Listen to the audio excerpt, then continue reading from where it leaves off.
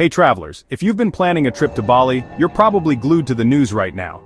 So, is it safe to fly to Bali after the recent volcanic eruption? Let's break it down. On Monday, Indonesia's Mount Lewotobi Laki Laki erupted not once but twice, shooting gray ash 18 kilometers into the sky. That's higher than most commercial jets fly.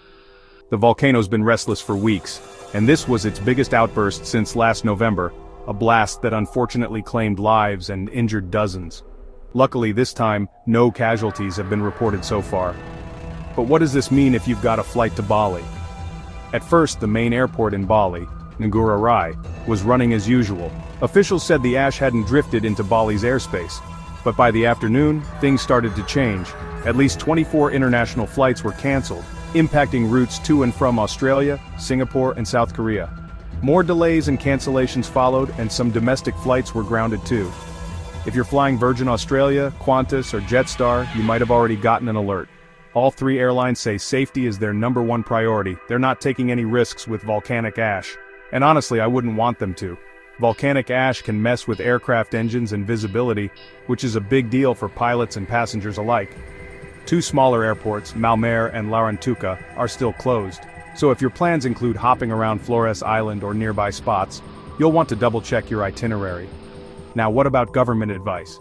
The UK's Foreign Office hasn't updated its Indonesia travel warning specifically for this eruption, but it does caution travelers to stay well away from the craters of active volcanoes, including Mount Lewotobi Laki Laki.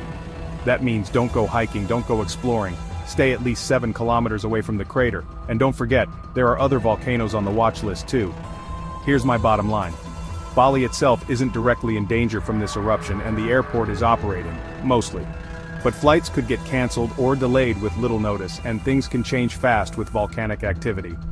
If you're traveling soon, check your airline, stay flexible, and keep an eye on official updates. And if you're already in Indonesia, avoid those restricted zones around volcanoes. No Instagram photo is worth the risk.